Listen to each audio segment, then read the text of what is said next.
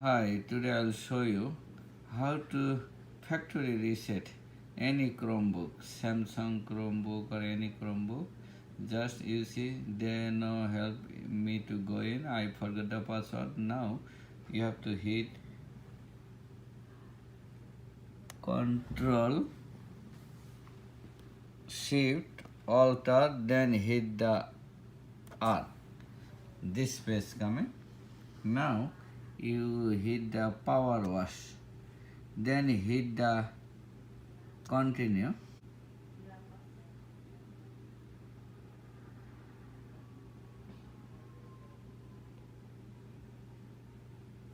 And it will look like the fresh new Chromebook, all password clean, and it will be look like fresh new Chromebook. Let me see what is the message coming on the